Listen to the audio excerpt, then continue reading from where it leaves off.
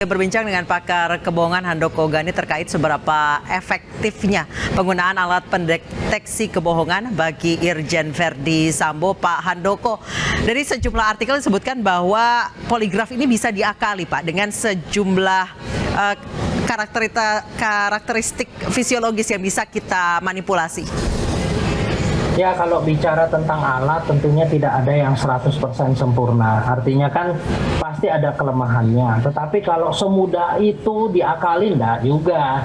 Ya, karena perlu dipahami kalau kita berusaha untuk mengakali, ternyata yang kita akali malah hasilnya tidak sesuai dengan ekspektasi kita. Gimana? Ini yang suka salah gitu ya. Dalam pengalaman saya, karena saya pakainya suara ya, banyak yang mencoba untuk memberatkan suaranya, mengganti suaranya gitu. Tapi hasilnya malah justru jadi memancing kecurigaan. Nah, jadi nggak semudah itu diganti ya. Banyak yang menggunakan cara mengalihkan fokus sampai dengan minum obat-obatan, tapi sekali lagi tidak semudah itu diganti dan hasilnya sesuai ekspektasi kita. Baik, Pak Handoko, ada yang mengatakan bahwa alat poligraf ini mendeteksi perubahan fisiologis, misalnya detak jantung atau kedutan mata dan lain sebagainya. Sebenarnya cara kerja poligraf ini seperti apa sih, Pak? Mendeteksi apa sih dalam tabel itu, dalam kurva itu, Pak? Oke, sebetulnya mendeteksi 3 hal. Satu adalah skin atau kulit ya, apakah dia lembab, berkeringat, kering, dan seterusnya. Kemudian yang kedua adalah nafas. Ketiga adalah detak jantung. Jadi yang diuji sebetulnya ada 3 seperti itu. Baik, jadi kalau misalnya sejumlah artikel yang mengatakan bahwa tes ini bisa dimanipulasi, apa yang harus dilakukan, Pak, sebenarnya? Apakah dengan menenangkan diri dan lain sebagainya? Oh, enggak seperti itu juga.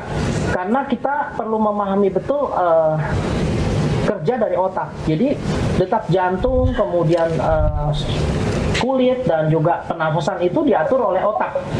Sehingga kita tidak semudah itu bisa mengakali otak gitu ya. Otak tuh nggak mudah diakali.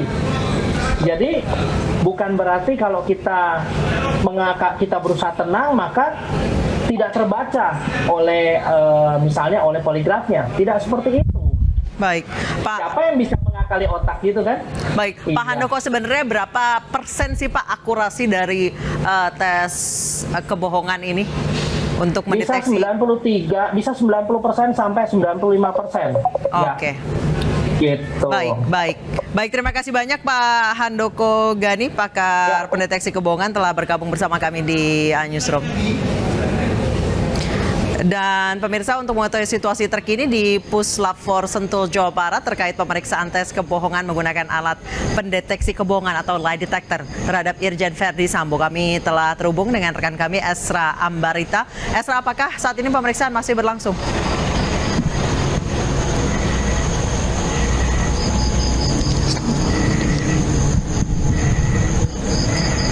Esra? Ya, selamat malam Adisa dan juga pemirsa. Hingga pada malam hari ini kami masih menunggu terkait pemeriksaan yang dilakukan terhadap tersangka Verdi Sambo. Dalam hal ini memang pemeriksaan menggunakan lie detector atau pendeteksi kebohongan yang disampaikan melalui pernyataan dari Verdi Sambo.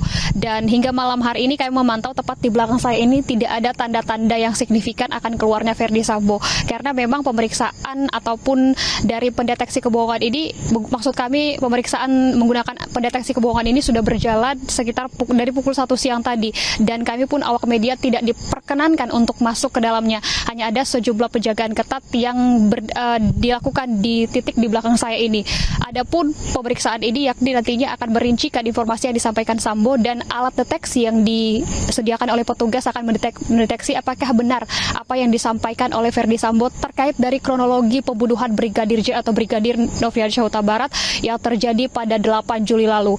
Untuk diketahui atau jika berkaca dengan pemeriksaan yang dilakukan juga kepada para tersangka yakni Putri Chandrawati, kemudian juga kepada saudara KM, tersangka Baradae, dan juga Bribka RR, ini memang dari penyidik enggan memberikan atau membeberkan hasil dari pemeriksaan karena memang disampaikan ini untuk kebutuhan penyidik dan untuk melengkapi P21 yang nantinya akan dijadwalkan sidang. Anissa. Baik, terima kasih Esra Ambarita melaporkan langsung dari Sentul, Bogor, Jawa Barat. Selamat bertugas kembali, Esra. Pemirsa, otak dan tersangka pembunuhan berencana terhadap Brigadir Joshua Irjen Verdi Sambo hari ini jalani tes kebohongan atau tes poligraf. Sebelumnya istri Sambo, Putri Chandrawati, dan ketiga tersangka lainnya juga telah menjalani tes serupa.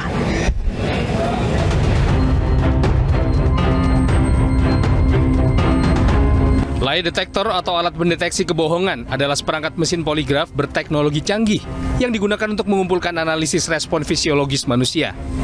Melalui sejumlah sensor, alat digunakan untuk memeriksa apakah seseorang berbohong atau jujur dalam memberikan keterangan dalam peristiwa tertentu. Tes poligraf bekerja dengan cara mendeteksi perubahan fisiologi seseorang saat diajukan sejumlah pertanyaan spesifik. Umumnya, perubahan fisiologis yang digunakan sebagai parameter meliputi detak jantung, tekanan darah, keringat, hingga ritme pernafasan. Perubahan fisiologis ini lalu ditangkap sensor yang kemudian dapat menunjukkan bahwa terperiksa tengah berbohong atau jujur. Meski demikian, hasil tes poligraf membutuhkan pemeriksaan mendalam untuk dapat menafsirkan secara tepat. Salah satunya dengan mencocokkan keterangan terperiksa dengan data pendukung lebih lanjut. Tes poligraf paling sering dikaitkan dengan investigasi kriminal. Meski demikian, sejumlah ahli menyatakan tes kebohongan tidak akan efektif pada orang-orang terlatih. Karena mereka memiliki kemampuan untuk mengatur respon fisiologis tubuhnya, sehingga tidak akan terbaca oleh sensor. Selain itu, hasil tes poligraf tidak bisa dijadikan sebagai barang bukti di persidangan, melainkan hanya untuk menambah keyakinan penyidik atas hasil pemeriksaan atau investigasi kasus kriminal.